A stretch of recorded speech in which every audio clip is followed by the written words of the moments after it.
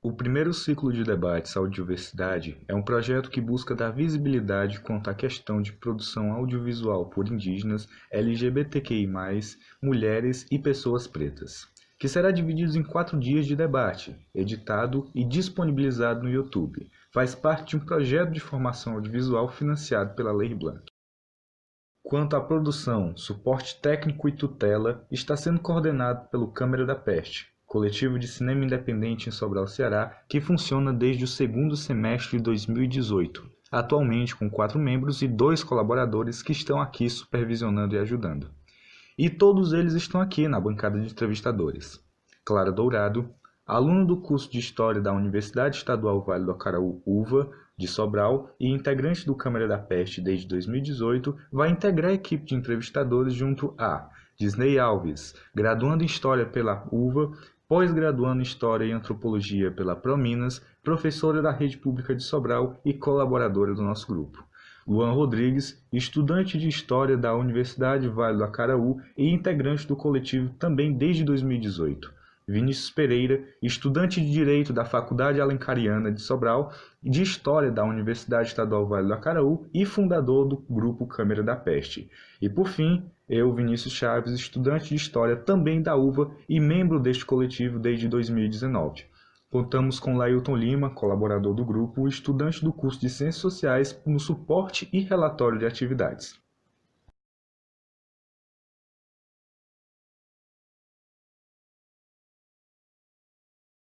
Bom, gente, bom dia mais uma vez. Primeiramente, eu quero agradecer pelo convite de estar aqui hoje com vocês. Para mim sempre uma satisfação ampliar esse debate, tanto para falar sobre o audiovisual como ferramenta de luta, de resistência, como também para falar sobre os espaços que precisamos ocupar, tanto enquanto indígenas, também LGBTs. Eu sou Marcelo Craô, sou jornalista de formação, sou maranhense, da cidade de Carolina, moro em Brasília há 18 anos.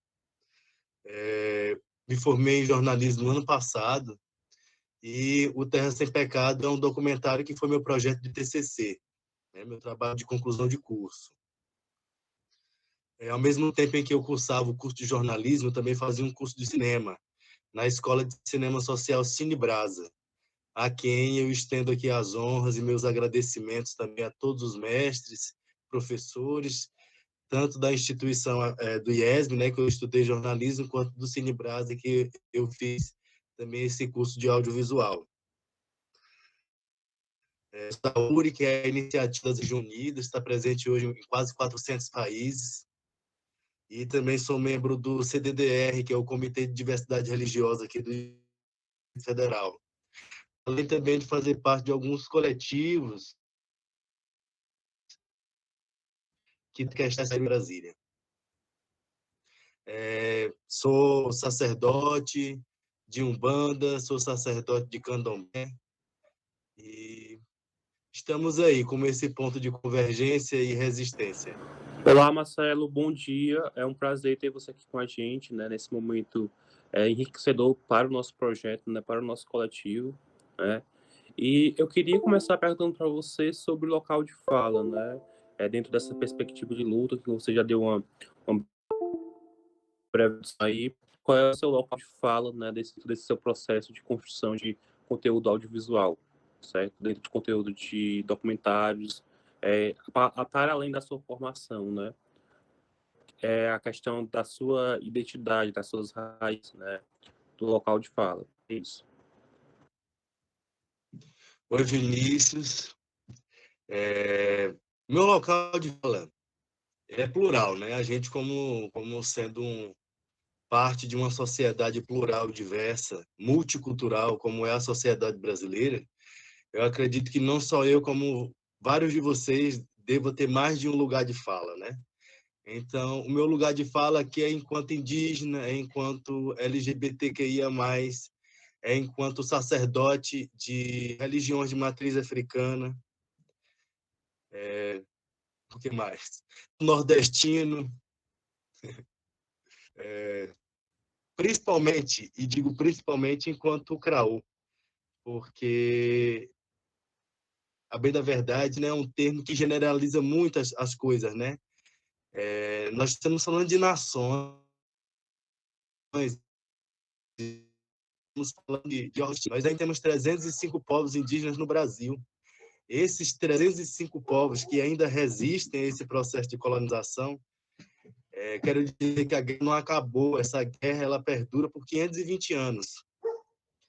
Esses povos ainda falam 274 línguas.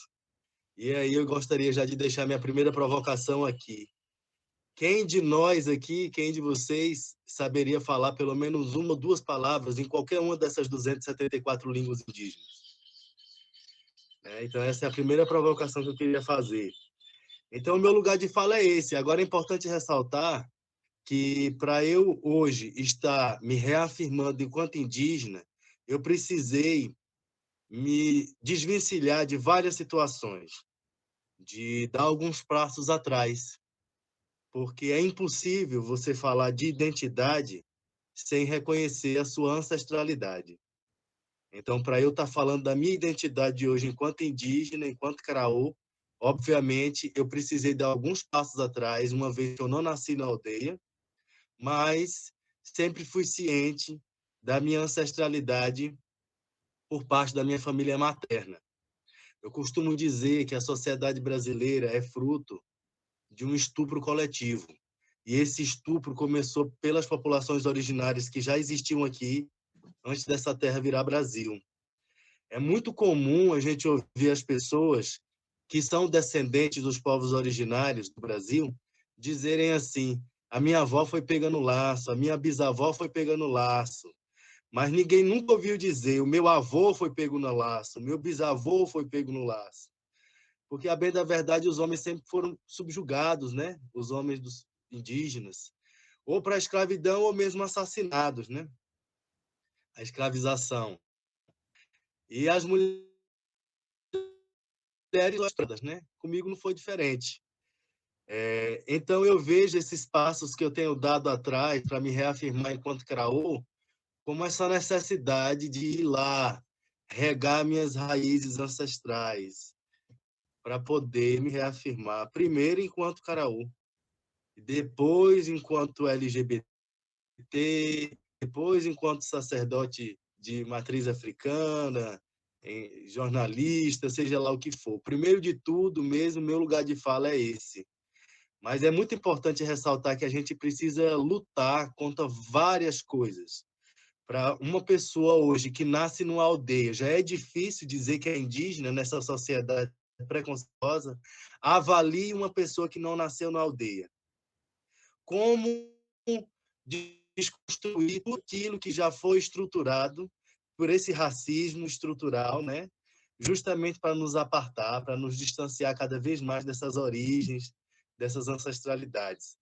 A identidade do povo brasileiro, nesse sentido, ela é fragmentada, e ela é fragmentada propositadamente em função de um projeto de poder. E é o que a gente, inclusive, aborda a partir da pesquisa no Terra Sem Pecado. Olha, essa foi a minha primeira produção audiovisual que foi colocada à disposição para o debate, e também a gente inscreveu em alguns festivais. Estamos aí participando de alguns festivais, né? Como, por exemplo, o Festival Mix Brasil da cidade, e também, por último, o Festival Canto do Cinema, aqui do Distrito Federal, que é um festival de cinema de periferia. E a gente tem recebido alguns convites, assim como o de vocês, para participar de debates coletivos, com instituições de ensino, sabe? Para mim, foi, na verdade, uma surpresa. Eu não esperava essa repercussão toda. Estou sendo muito sincero. Porque o objetivo do documentário, desde o princípio, foi fomentar o debate a respeito da diversidade sexual e de gênero dentro das aldeias, justamente pela necessidade de desconstruir essas narrativas que embasam tantos preconceitos que hoje estão presentes dentro das aldeias. Falando especificamente da população LGBTQIA+, dentro das comunidades indígenas, é saber que, hoje, essas pessoas sofrem preconceito dos próprios parentes, que desconhecem a sua própria cultura tradicional e hoje, por estarem alienados pelo processo de colonização, acaba produzindo os preconceitos impostos pelos colonizadores, pelos invasores. Então, é muito difícil hoje, quando a gente vê um jovem LGBTQIA+, que, primeiro de tudo, luta pelo território, luta pela afirmação da identidade, luta pelo seu lugar de falar na sociedade, e ainda ter que lutar dentro da sua própria comunidade para dizer: eu existo, eu estou aqui.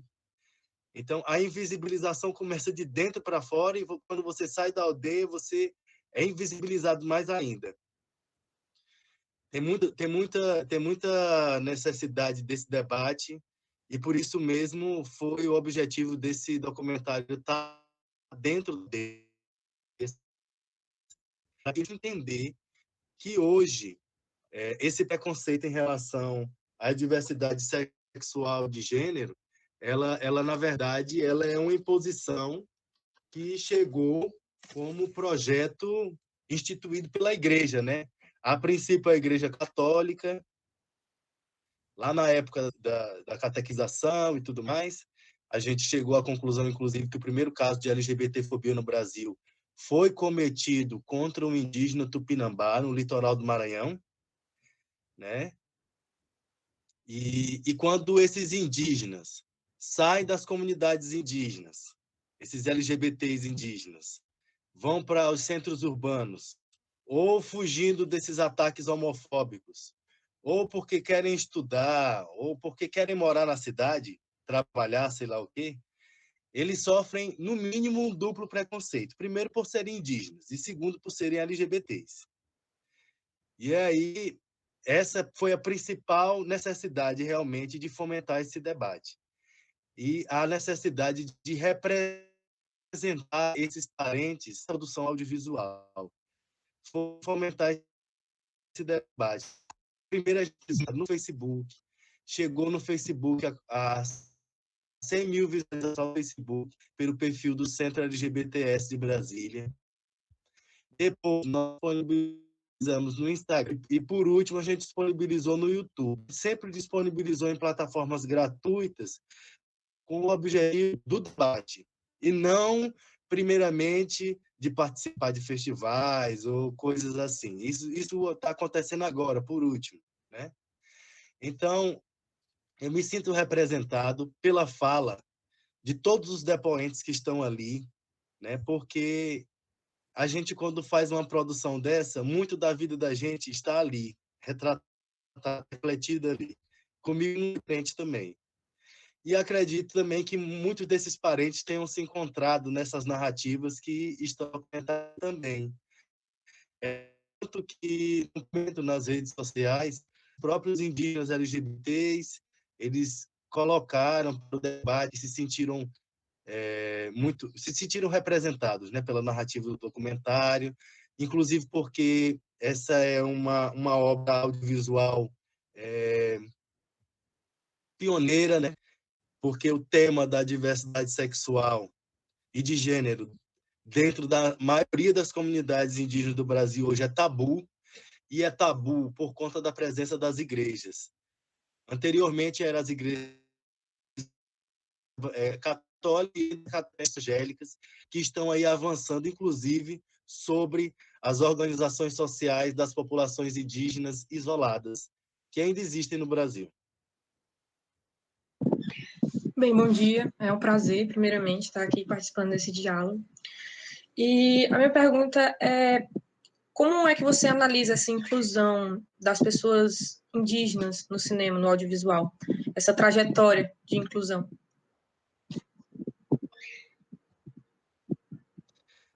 Quando a gente descobre as armas que a gente tem, a gente vai para a luta com mais consciência, né? Com consciência de classe, com consciência de força. E eu acho que essas consciências são fundamentais.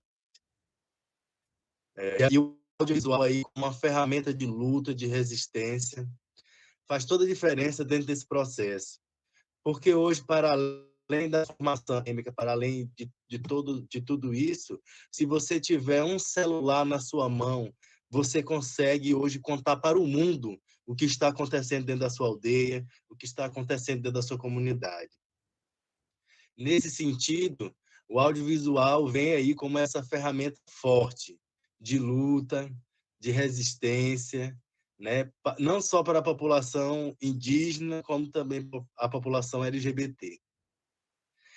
Aí, falando especificamente da questão indígena LGBT, a gente também está se colocando aqui num lugar de provocação, e esse novo lugar de debate, diante até mesmo do movimento LGBTQIA+, porque a gente sabe que muito do que está baseado no movimento LGBTQIA+, no Brasil e no mundo, diz respeito à revolta de Stonewall, que aconteceu em 1969, lá nos Estados Unidos.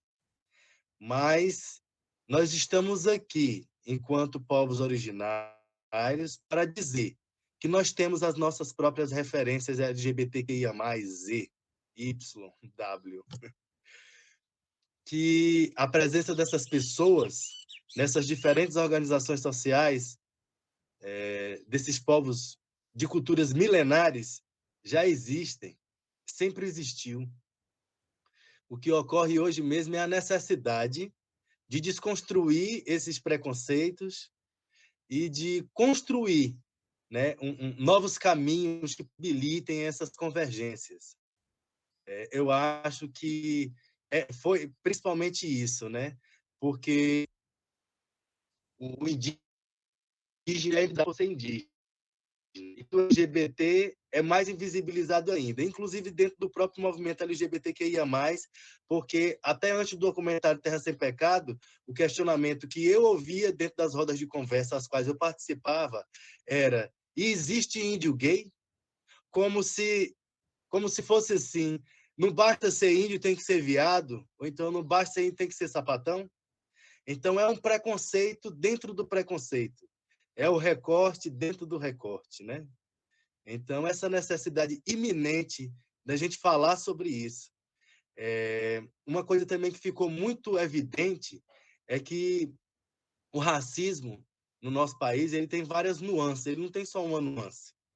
Por exemplo, o racismo, ele, quando é cometido contra pessoas negras, ele está associado ao fenótipo daquela pessoa, a cor da pele, a estrutura do cabelo, o nariz é assim, o nariz é assim, a boca é desse jeito, é daquele jeito. Então, o racismo contra a população negra está baseado nesses fenótipos, nesses estereótipos. O racismo contra os indígenas já tem uma outra roupagem de estereótipo, que é a do indígena, já o tempo todo de cabeça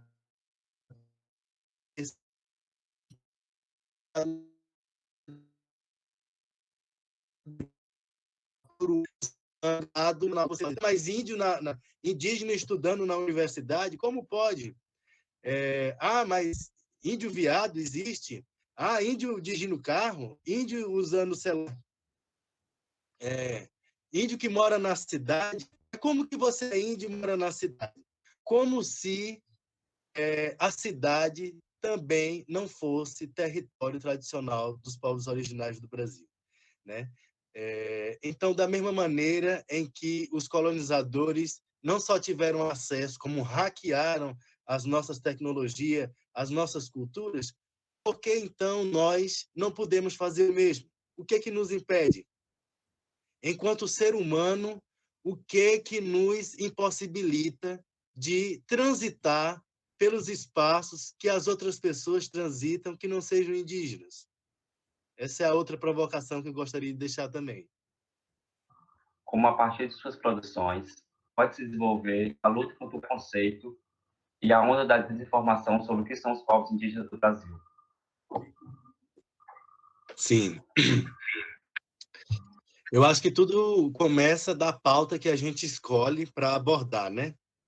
Qual vai ser o tema dessa produção audiovisual? E a partir dessa delimitação é que a gente parte, né, para essa representatividade aí.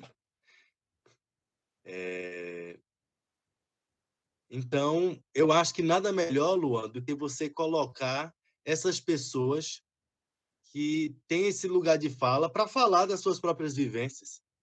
Porque hoje é muito comum a gente ver branco falando de preto, branco falando de indígena, não é?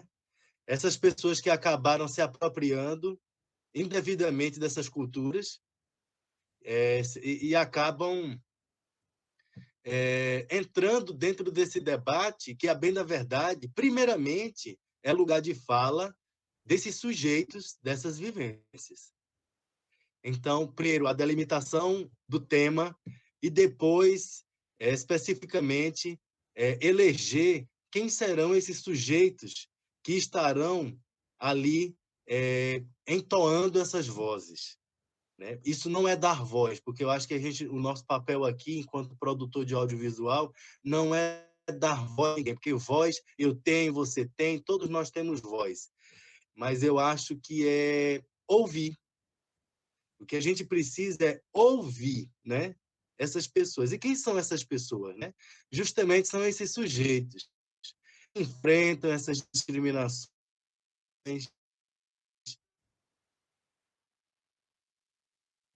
que né, dá a cadeira, dá o microfone, essas pessoas que enfrentam os cotidianos, essas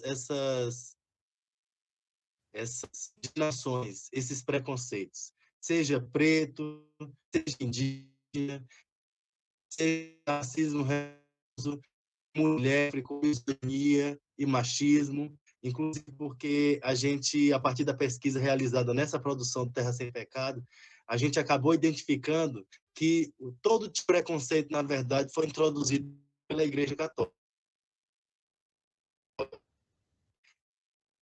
Essa maneira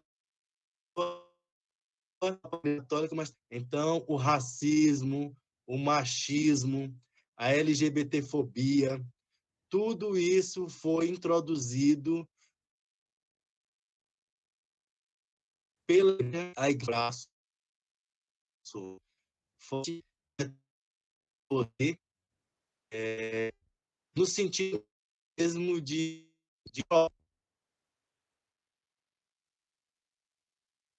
divide teorias para se ficar mais fácil de controlá-las. Então, ninguém melhor para falar dessas pessoas pensam por isso no seu cotidiano, no seu dia a dia, né? É ouvir o que uma mulher fala. Se uma mulher já passa por dificuldade nessa sociedade brasileira machista, avalie uma mulher preta. Avalie uma mulher preta sacerdotisa de candomblé ou de umbanda. Avalie uma mulher preta sacerdotisa de matriz africana e lésbica. Você está entendendo? Aí quando a gente vai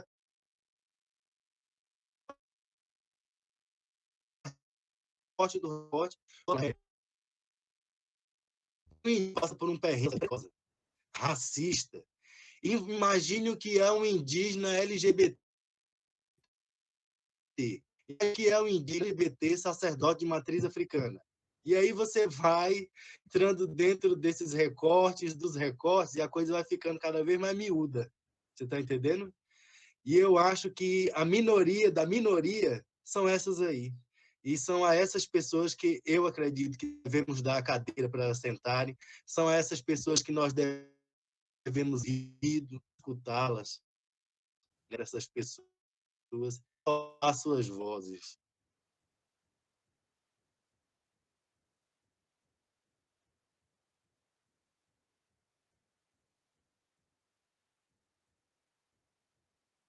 Bom dia. Igual todos, é um ponto de troca, né? Eu gostaria de saber, assim, em relação à produção, né? Quais foram os desafios que você encontrou na produção, tanto em relação a produzir, como em relação a esse tema que você está... Oi, Disney, tudo você? Pois olha, das dificuldades principal foi, primeiro, produzir esse sistema da academia dentro da universidade, né? Esse foi o primeiro desafio. Porque, é como eu disse a vocês anteriormente, nós somos questionados a todo momento o porquê de estarmos naqueles lugares. Então, a primeira dificuldade já foi essa, de estar dentro da universidade, me ali batendo o pé no chão e dizendo, estou aqui, sou indígena. E vocês vão ter que me enxergar, porque eu estou aqui.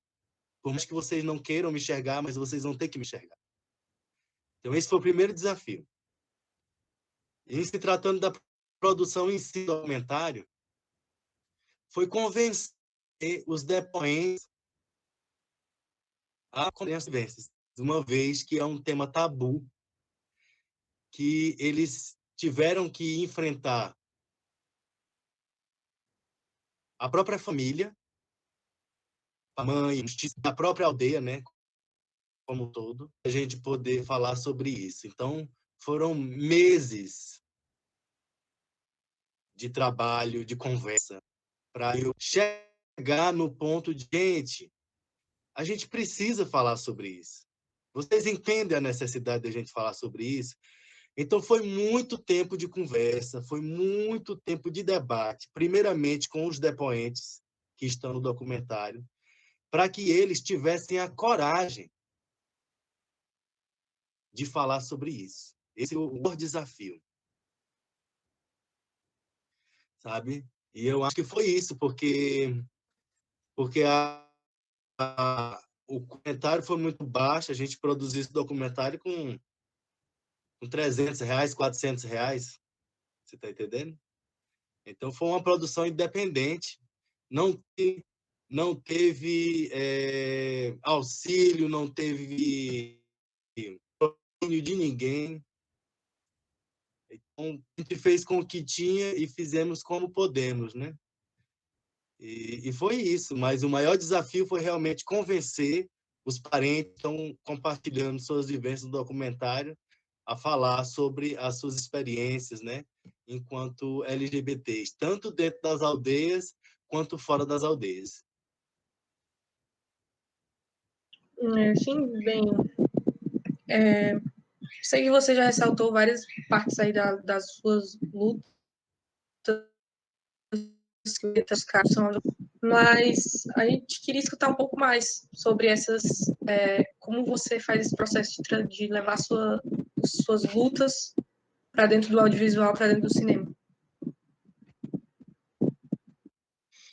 Quando guia, eu levo como meu guia, né, o meu coração,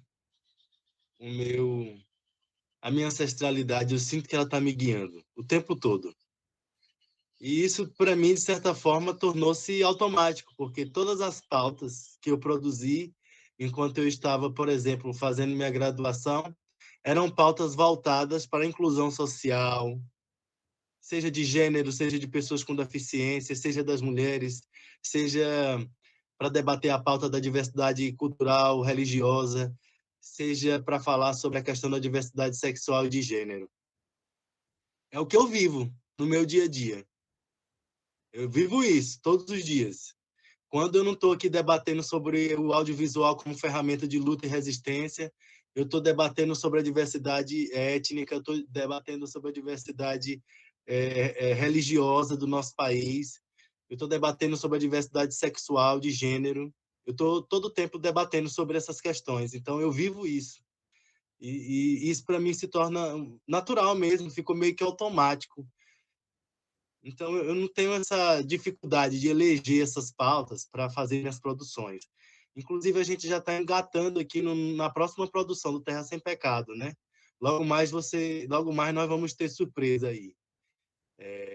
A gente pretende ampliar esse debate, aprofundar cada vez mais dentro da comunidade indígena, tão diversa como é a nossa. Nós não temos só a realidade dos homens homossexuais, né? Nós temos das mulheres lésbicas, nós temos das trans, dos bissexuais, nós temos várias aqui, a gente pretende aprofundar esse debate. Então, pauta não falta. Uma coisa que realmente não falta é pauta para a gente abordar. Aproveitando aqui essa deixa, antes que eu esqueça, inclusive na nossa próxima produção do Terra Sem Pecado, a gente está em contato com um coletivo indígena de Crateús, no Ceará, que chama Coletivo Caboclas. É um coletivo de indígenas LGBTQIA+, que é composto por esses parentes da etnia potiguara, Guarani, Cariri Chocó. E a gente já está engatando com elas a nossa próxima produção audiovisual. Quiçá, não seria interessante nós também irmos aí com o teste, porque a gente vai precisar de todo o apoio, uma vez que, dado o contexto dessa pandemia, precisar fazer as coisas à distância. E aí eu não sei qual é a proximidade geográfica de Sobral com Crateús. Não sei se seria uma coisa viável. Mas coloca aí no jogo para vocês, né? Se vocês se interessarem também da gente conversar sobre essa próxima produção. A gente está querendo abordar esse objetivo agora a questão das lésbicas indígenas. Pronto, eu tenho outra pergunta. Como é que você enxerga as políticas, né, para a democratização do cinema produzido por indígenas, se você acha que elas são satisfatórias? Olha, Disney, eu acho que não são satisfatórias. A gente está longe de ter esse nível de satisfação, né? Não só na questão da democratização do audiovisual, mas de tantas outras questões. Por exemplo, para eu ter acesso, enquanto indígena, enquanto LGBT, a essa linguagem do audiovisual, eu tive, lógico, alguma introdução a respeito disso no meu curso de jornalismo, mas não voltado para a questão da produção de cinema em si, né? Da produção de audiovisual em si.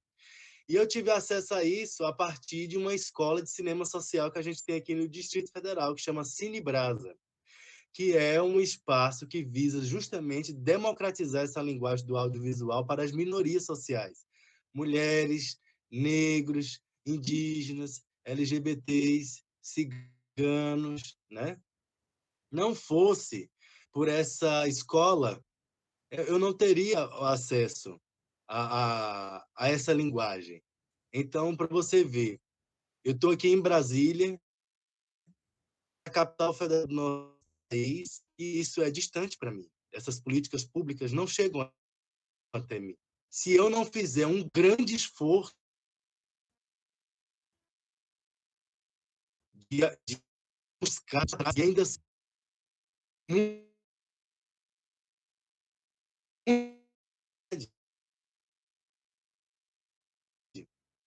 né, promessa que já está aí, ó, moendo essa cana há muito tempo, que acaba não deixando espaço para nós que estamos chegando. Então, essas políticas públicas não nos atendem em nossas especificidades, em nossas necessidades, e para além de não nos atender, elas não nos alcançam. E nós não conseguimos alcançá-las também. Eu acho que cabe a nós, enquanto atores dessas discussões, enquanto fomentadores desses debates, cada vez mais provocar esses espaços para que, quando disponibilizarem políticas públicas como essas, de democratização dessas linguagens, como é o audiovisual, que eles prestem atenção nas nossas especificidades. Porque se não for prestada atenção nas especificidades dessas populações que precisam ser alcançadas, elas nunca vão ser alcançadas. Marcelo, como as comunidades entrevistadas em Terra Sem Pecado reagiram depois da publicação do documentário?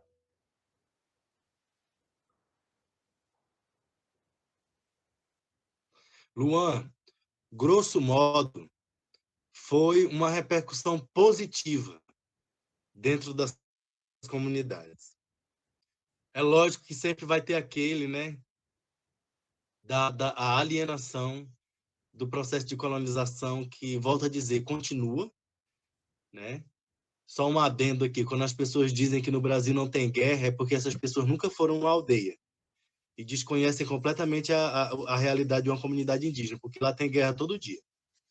Tem guerra contra grileiro, tem guerra contra invasor de terra, tem guerra contra madeireiro, tem guerra contra caçador, tem guerra contra garimpeiro, esses missionários evangélicos que estão aí querendo salvar as nossas almas, né, do diabo.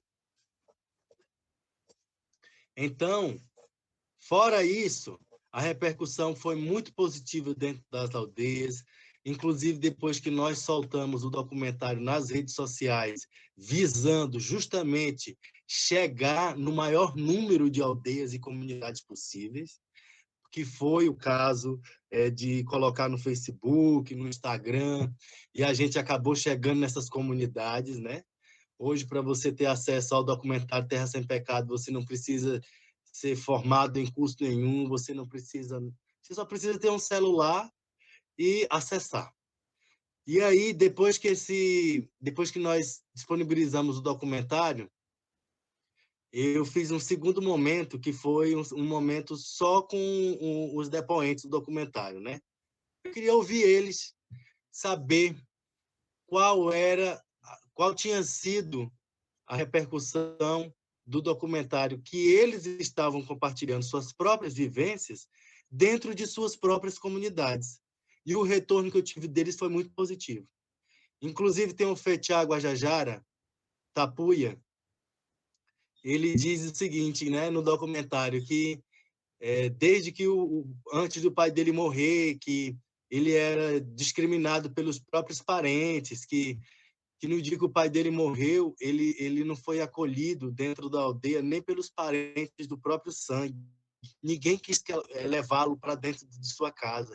E que ele era impedido, inclusive, de passar na frente da casa dessas pessoas, porque ele era considerado uma doença, uma maldição para a comunidade, né? E aí, depois que esse documentário rodou, o Fetiá disse que os primos que nunca chegaram com ele, pedir desculpa, e os tios, né, abraçaram ele e acolheram ele, você está entendendo? E assim foi de modo geral com os outros depoentes também. Então a repercussão foi positiva.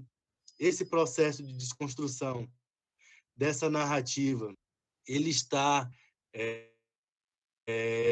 acontecendo nesse momento. As pessoas estão falando sobre isso, porque uma coisa também que a gente trata dentro do documentário é que não é só uma questão de sexualidade. A gente no documentário não busca só querer dizer assim, olha, eu existo e você vai ter que me engolir. Não, não é isso. É uma questão de saúde também. É uma questão de saúde mental, porque a gente sabe que hoje, segundo dados do CIMI, que é o Conselho Indigenista Missionário, a média de suicídio entre os indígenas do Brasil, ela é 3 vezes maior que a média nacional. E quando esse recorte vai para a faixa etária das pessoas, dos jovens, de 9 a 20 anos, essa taxa de suicídio sobe para 18 vezes mais do que a média nacional. E um dos principais motivos que levam esses jovens ao suicídio dentro das comunidades é o fato dos seus próprios parentes não aceitarem a sua sexualidade. Então, todos os dias, infelizmente, a gente parente no suicídio. E o fato da não aceitação dessa sexualidade é um dos principais motivos.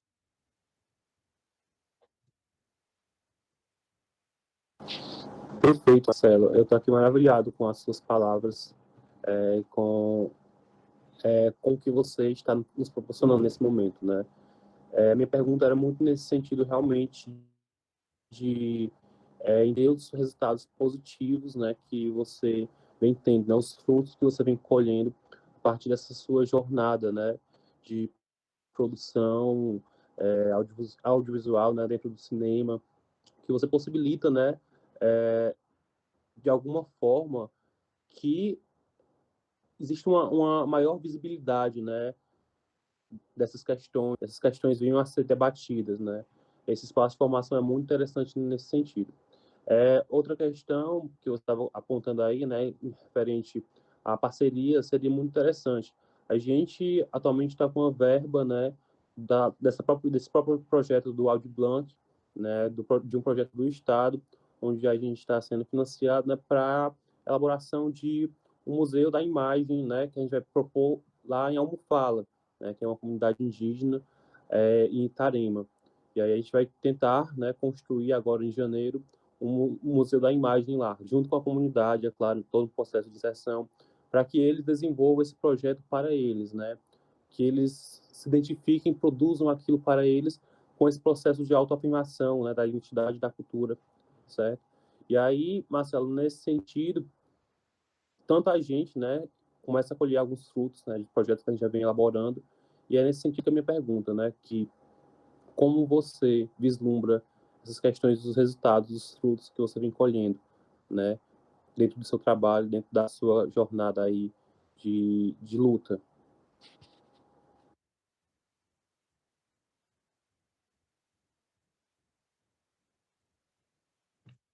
Olha, Vinícius, eu vislumbro isso de uma forma sempre coletiva, que tudo que a gente faz, sem se tratando de povos indígenas, a gente tem que vislumbrar isso de maneira coletiva. Porque dentro da comunidade nada é vivido de forma exclusiva e individualista, é tudo coletivo. Então, a sexualidade ela é vivida coletivamente, a educação de uma criança é coletiva, a formação daquela pessoa que vai fazer parte daquela organização social, ela é uma formação que ocorre coletivamente. Os ritos de passagem que ocorrem dentro das comunidades indígenas são coletivos e são fundamentais para fazer a transição de um período para outro, no processo de maturidade de uma pessoa. Tudo é coletivo. E aí, tudo que eu faço no sentido do audiovisual e desses resultados que são alcançados, é tudo coletivo. Então, o resultado ele também é coletivo. Porque hoje eu estou aqui não só como Marcelo Caraú, mas eu estou aqui também falando por esses vários parentes que precisam, que necessitam, né, de serem ouvidos também. Então, quando eu sou convidado para falar sobre o documentário, junto comigo eu carrego todas essas ancestralidades. É tudo coletivo. A luta ela é coletiva, o resultado também ele é coletivo. Seja ele bom, e aqui tenho muita gratidão a fazer a ancestralidade de nos permitir chegar até aqui, questionando a história que nos foi contada e reafirmando as nossas identidades enquanto povos plurais, diversos e multiculturais. Eles combinaram de nos matar, mas nós combinamos de não morrer. Estamos aqui.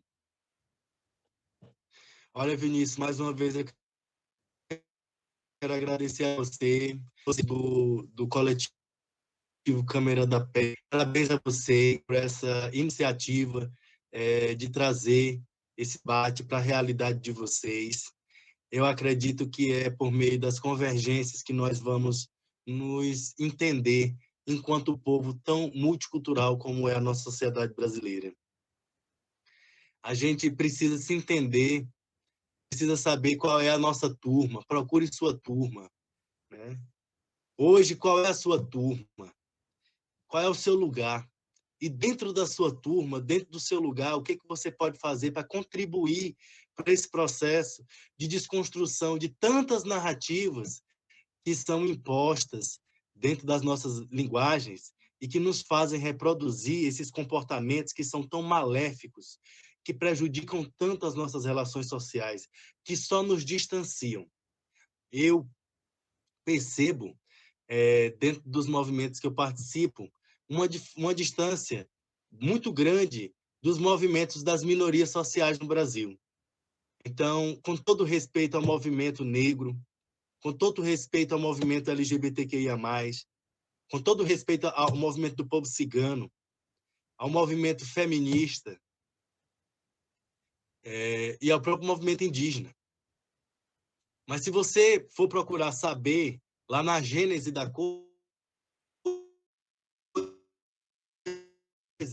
lá na criação, que cada um vai para um rumo, né? O movimento negro vai para um rumo, o movimento indígena vai para outro, o cigano vai para outro, o LGBTQIA+, vai para outro, o movimento feminista vai para outro.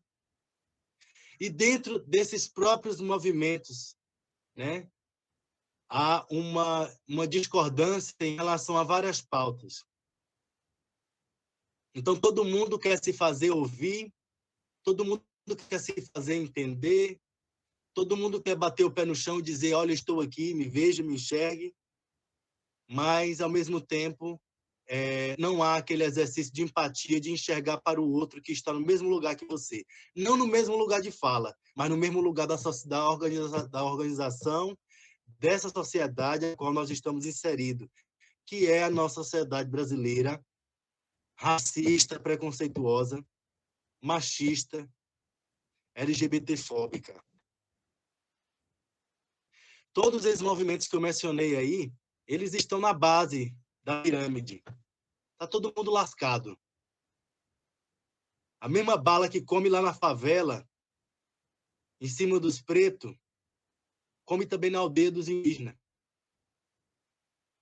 Come nos acampamentos dos ciganos, come em cima da população LGBTQIA+, que vai para a rua e não tem segurança de andar, de ser quem é. Come dentro de casa, quando uma mulher não tem respeito do seu próprio companheiro. Está entendendo? Então, eu acho que a gente, para além dessas diferenças, nós temos as nossas necessidades de convergências. Para além daquilo que nos define como diferentes, qual é o e que sejamos, que nos une? Enquanto pretos, enquanto indígenas, enquanto LGBTQIA+, e até mesmo enquanto brancos heterossexuais, mas que têm consciência do seu lugar dentro da sociedade e que hoje ajudam no combate a todos esses preconceitos. Porque um branco que hoje não reconhece o seu lugar de privilégio dentro da sociedade e não luta contra essas narrativas preconceituosas, ele não só usufrui de tudo isso que já está estruturado para que ele usufrua, como ele também é conivente e fecha os olhos para a realidade. Então, o recado que eu gostaria de deixar aqui, a mensagem, é que nós nos compreendamos, nos reconheçamos enquanto pessoas diferentes, mas que temos necessidades também em comum. Que nós possamos ter mais empatia em relação ao nosso próximo, principalmente dessas minorias sociais, que são as que mais sofrem com todos esses preconceitos. Muito obrigado mais uma vez a vocês. Me coloco à disposição, hoje e sempre, para o que nós pudermos construir enquanto frente de luta diversa, ampla. Eu acho que é dando as mãos que nós vamos conseguir mudar essa sociedade. Não vai ser um apontando uma flecha para um lado, o outro aponta a espada para o outro, que a gente vai conseguir chegar lá, não. Porque esse é o objetivo do colonizador, sempre foi, nos dividir. Nos dividir porque assim fica mais fácil. Então, vamos nos unir. Vamos procurar, para além das nossas diferenças, para além das nossas individualidades, procurar quais são os pontos que nos unem e procurar fazer essas convergências, essas rodas de conversa, olhar olho no olho, ouvir o outro. Eu tenho certeza que, assim como vocês me ouvindo aqui hoje, no dia que vocês me convidarem, eu vou estar de ouvidos abertos também, porque eu tenho certeza que vocês devem ter histórias incríveis de luta, de construções coletivas, e eu acho que é assim, nos escutando, que nós vamos nos entender. Tá certo? Muito obrigado, mais uma vez. Em pé e Crinaré. Eu queria disponibilizar aqui as redes sociais que nós temos para, caso vocês queiram entrar em contato. Tem o meu perfil pessoal no Instagram, que é Marcelo 6 Costa. Marcelo, né, número 6 Costa. E tem também o Insta do Terra Sem Pecado, viu? Aí a gente... Vamos falar sobre essas parcerias, vamos ver o que a gente pode fazer. A luta, ela permanece. Vamos em frente. E juntos somos mais fortes.